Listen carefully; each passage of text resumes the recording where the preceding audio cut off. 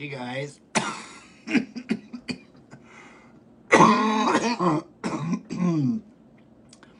This is a live video from a very sick person who's been painting protest signs. I am so sick. I already had COVID, and so I guess this is just a flu, but I'm on day number 9 of being sick. So forgive me if I'm talking a little slowly. I've had plenty of Dayquil.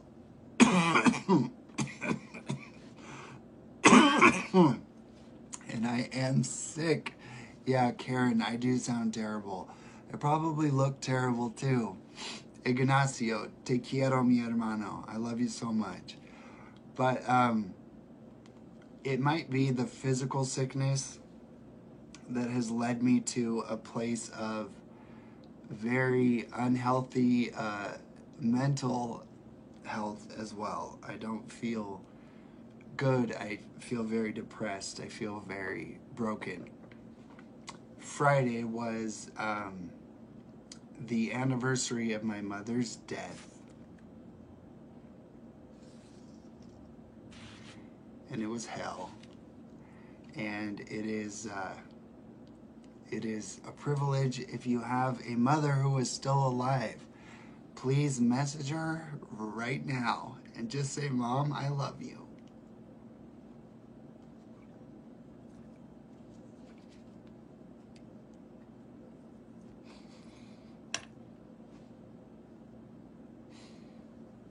I'm sorry.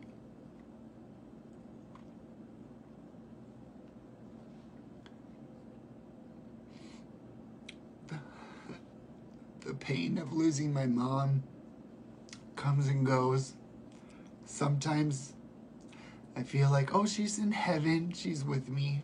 And then other times I just feel robbed and too young to have no mother and bitter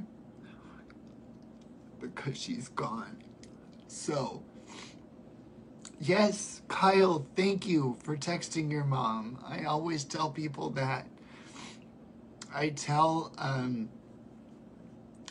people to message their mom all the time. Like I tell you, send a text right now to your mom if she's alive, even if you hate her.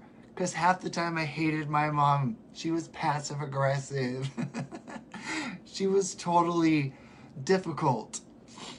But now that she's gone, I don't remember any of that. I don't remember any of it. I just remember her. I remember her hands. I remember her laugh.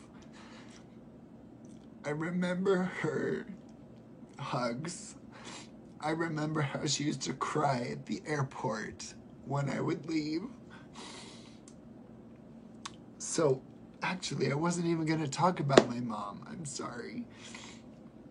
But if your mom is still alive, just remember, mothers are frustrating. They're passive aggressive. They're bitches sometimes. But none of that matters when they're gone. And I do remember the good things. The same thing goes for my dad, who is also dead. I guess technically I'm an orphan. And you know what? Right now I feel like an orphan. I would give anything to call my mom or my dad and just have them tell me, you're okay. We love you. And the hardest part, like, I have my apartment, I have my life, but not having that home base, you know what I mean? Like, your mom's house to go to, no matter what, is difficult because, you know, I'm not married and I don't have like my own spouse or family. So it's like your parents' house is where you would go. And in the past, especially when I was a flight attendant before I was fired for taking pictures with guns. I was able to just fly to visit my mom, and if I just needed to like relax and take a break and just, you know, eat all the junk food in her fridge and just be there. It's so hard not to have that home base. And I'm trying to make my own world, my own apartment, like my world, but it's just not the same. And I'm so sorry, you guys. I was not going to talk about this. Anthony, no, I do not have a boyfriend. I have chosen not to date because the majority of gay people are promiscuous, and I deserve better because I am not. So, anyway, oh my gosh, you guys, I'm so sorry. I got totally sidetracked. Ugh, maybe I should just stop and delete this. But I'm not going to. Anyway, if your mom is still alive, please, as soon as you finish this video, text your mom and just say, Mom, I love you. Because they're not going to be around forever. Okay. Strong Britney. Let's talk about Britney Spears. So Britney, by the way, that's where I'm at right now. This is how I feel. My friend gave me these magnets that are Britney Spears. So that's how I feel. Sonia Stewart, thank you so much. I truly appreciate that. And Tenacity, I want to hug you so bad. I would love that. So I wanted to talk today about not giving up even when you're losing your mind and you're losing your sense of hope. Right now, I think it's probably because I've been so sick, and I've just been coughing and achy and really in a lot of physical pain.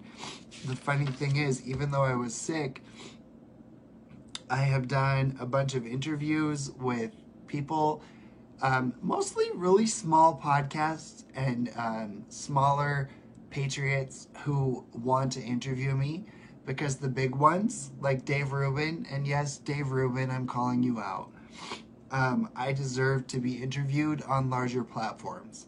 But people are afraid to associate themselves with me because I love dressing up.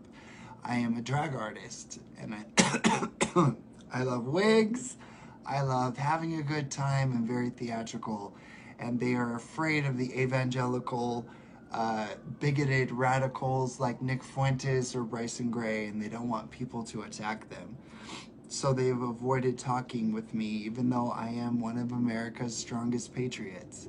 I don't know anyone else who was fired from their 8-year career for posting pictures with guns and standing up for standing up for Donald Trump, standing up for all that is right. And I've sacrificed everything. And at this point, I'm gonna be honest with you. I am broke. I'm doing odd jobs, cleaning houses, etc., to make ends meet. And I just have this inner burning, this inner feeling that I'm not going to live like this forever.